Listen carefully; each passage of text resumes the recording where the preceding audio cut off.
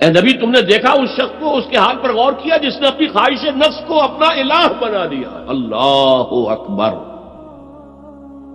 الہ، لا الہ الا اللہ، کلمہ توحید کا مرکزی لفظ یہاں آ رہا ہے، من اتخذ الہہ ہواہ، جس نے اپنی خواہش نفس کو اپنا معبود بنا لیا، الہ بنا لیا۔ افانت تکون علیہ وکیلا، کیا آپ ایسے شخص کی کوئی ذمہ داری لے سکتے ہیں؟ سود حرام ہوا کرے جی، حرام ورام، ہمارا دھندا جو ہے وہ آگے بڑھ نہیں سکتا، تو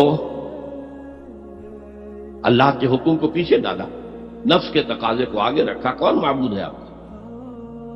نام عبداللہ رکھیے، نام عبد الرحمن رکھیے، ہے عبد النفس، نفس کے بندے، نفس کے غلام۔ یہ میں نے یوں سمجھیے کہ جیسے میں نے ہجرت اور جہاد کی ڈیفینیشنز کی تھی۔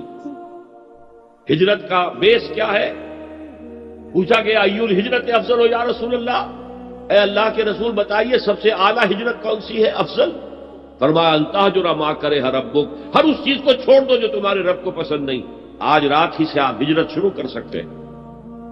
جائزہ لیجئے کیا کیا چیزیں میری زندگی میں خلاف شریعت ہے، جو اللہ کو ناپسند ہے، فیصلہ کیجئے کہ آج کے بعد نہیں ہوگی، ہجرت شروع ہو گئی، افضل الہجرہ، سب سے افضل ہجرت شروع ہو گئی۔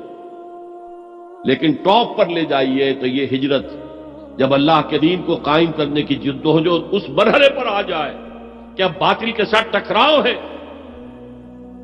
اور اب چاہیے کہ ساری قوت ایک مرکز پر جمع ہو جائے، ہجرت فرض کر دی گئی، وہ ہجرت گھر بار چھوڑ کر، اہل و عیال کو چھوڑ کر اور مکے کے بھیڑیوں کے رحم و کرم پر چھوڑ کر اپنے گھر والوں کو، جو لوگ ہجرت کر کے آئے، حکم تھا۔ ہجرت مدینہ فرض تھی، ہجرت حبشہ فرض نہیں تھی، صرف اجازت تھی کہ جن سے سختیاں نہیں جھیلی جا رہی مزید وہ چلے جائیں۔ تو ہجرت کا یہ ابتدائی نقطہ، انتہا یہ جہاد، المجاہد من جاہد نفسہ، جہاد تو یہاں سے شروع ہو گیا، اپنے نفس کے خلاف جہاد کرنا۔ صبح نفس نے کہا ابھی سو جاؤ، آپ نے نفس کی بات کو رد کیا، اپنا کمبل اٹھا کے پھینکا، اٹھے، وضو کیا، نماز کے لیے آپ مسجد چل دیے، آپ نے جہاد کیا نفس کے خلاف۔ یہ افضل الجہاد ہے، اور سب سے چوٹی اوپر یہ ہے کہ جب وہ حق و باطل کی جنگ ہو تو جان ہتھیلی پر رکھ کر میدان میں حاضر ہوتا۔ اسی طرح یہ جو شرک فی الاطاعت ہے، میں نے آپ کو اس کی ابتدا بھی بتا دی، انفرادی سطح۔